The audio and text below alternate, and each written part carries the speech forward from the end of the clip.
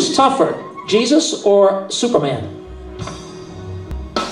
Well, to admit the existence of either is to admit the universe which they inhabit, in which there are certain rules. Superman exists past the age of the Son of Man, the white Christ.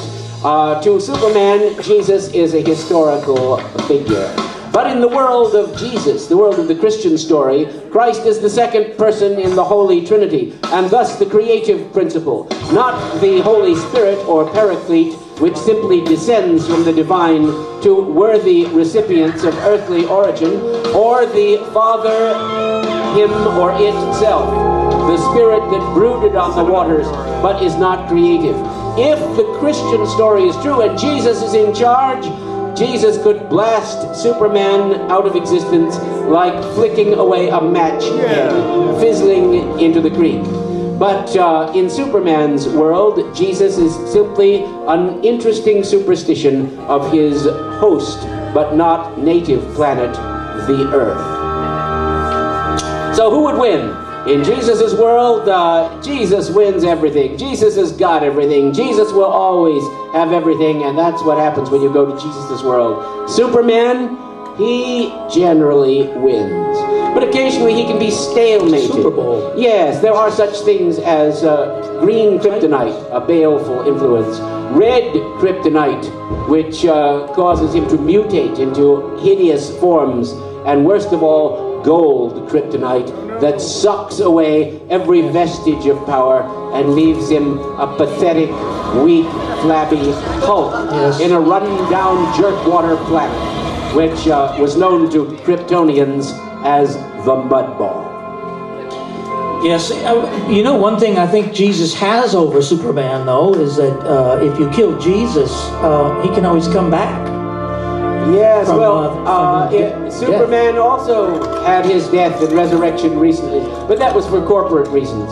Still, once you're in Jesus' world, on Jesus' turf, Jesus is king. On Superman's turf, Superman is king. What does that tell you? Go forth and be a king unto yourself. Make the world your world, and you shall rule it. Hear, hear. Yes. And then we'll do the speed round. Okay. Yeah, you'll like it because it's fast. And it zooms past. You'll think that if you blink, you miss it. And maybe you will. Through the miracle of what they call principal co-expressibility. Whoa! And here we go. Shoot 'em at me. Dr. Hal, could you please explain to me what the fuck, underline, is historical materialism? Historical materialism is your mistake for what I said, which was heroic materialism. Next. Oh, if chicken is the other white meat, and Michael is the anti-chicken, who would be the least kosher? I would have to say it's a toss-up. Of course, every chicken dish needs a few spices, including a little bit of salt and Peppe. And come up and get a fernet, whoever wrote that. Oh my goodness. Why is the examined life worth living? Because you know you've been there. Yeah. And I guess that is the end of the speed round. Yes. Come up and pick up a fernet, whoever wrote that. Well, we have Somebody such should have a chicken in our shot. show quite often. And I believe I've just received a side note, which I will read into the record. Oh my God.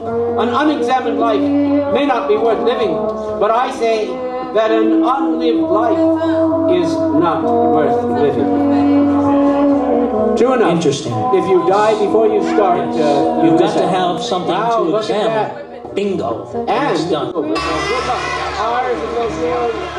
And now give me that chicken question again, because she's going to have some church air while I answer it in a special way. Is this a KroB moment? Yes. Dr Hal and Michael Peppe doing competitive bardic recitation. Well, I don't know about that. Do you have one, Michael Peppe, to do? Do you have a poem to say? What is? When I consider how my life is spent, there have my days in this dark world and wide.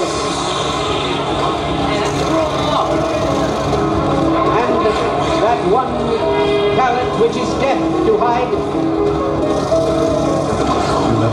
Lodged with me, useless, though my soul more bent. To serve therewith my Maker, and present my true account, lest he returning chide. Does God expect wherever life denied? I fondly ask, but patience to prevent that swearing. To reply, God does not snide either man's words nor his own gift. Who best serve his yoke, they serve his state is kingly, thousands at his bidding speed, and coast o'er land and ocean without rest. They also serve who only stand and wait. And thank you for this KroB minute. So, want to tandem Dr. Hal and Michael Peppe? Well, I hope you are happy. And so, I'm going to recite an absolute bummer of a poem. Yeah! Good, yeah. Because life has to do with balances and complexity. And if we're having a good time, we should consider that, as I said previously, sometimes the universe shows an unpleasant face. But that doesn't mean it can't be celebrated in the magic of art. Therefore, this poem, entitled The Insect God. You.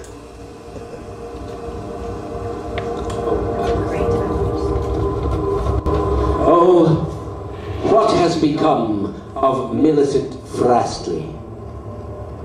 Is there any hope that she's still alive? Why haven't they found her? It's rather ghastly to think that the child was not yet 5. The dear little thing was last seen playing alone by herself at the edge of a park. There was no one nearby to keep her from straying off in the shadows and oncoming dark. Before she could do so, a silent and glittering black motor car pulled up where she sat nibbling grass. From inside came a nearly inaudible twittering. A tiny green face peered out through the glass. She was ready to flee, but the figure beckoned. An arm with 2 elbows held out a tin of cinnamon balls. She paused.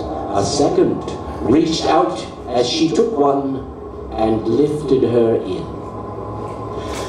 Oh, feelings of horror, resentment, and pity for things which so seldom turn out for the best. The car, unobserved, sped away from the city, while the last of the light died out in the west. The nurse was discovered collapsed in some shrubbery, but her reappearance was not much use. Her eyes were askew, her extremities rubbery. Her clothing was stained with a brownish juice. When questioned, with hopes of her answers revealing what had happened, she merely repeatedly said, "I hear them crawling about on the ceiling." She had gone irretrievably out of her head. The Frastleys felt sick with anticipation, which a heavy tea only served to increase. Though they thought it hardly genteel to mention the loss of their child, they called in the police. Through unvisited hamlets, the car went creeping, with headlamps unlit and curtains drawn. Those natives who happened not to be sleeping heard it pass and lay awake until dawn.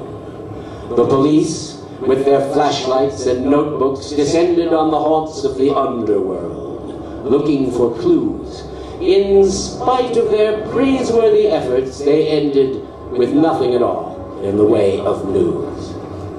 The car, after hours and hours of travel, came to a gate in an endless wall. It rolled up the drive and stopped on the gravel at the foot of a vast and crumbling hall. As evening wore on, hope started to languish, and soon was oppressed with all manner of fears. The family twisted their fingers in anguish, and got them all damp with the flow of their tears. They removed the child to the ballroom, whose hangings and mirrors were streaked with a luminous slime. They leapt through the air with buzzings and twangings to work themselves up to a ritual crime. They stunned her and stripped off her garments, and lastly, they stuffed her inside a kind of pod. And thus it was that Millicent Presley was sacrificed to the insect god. Yeah! Thank you. Come again.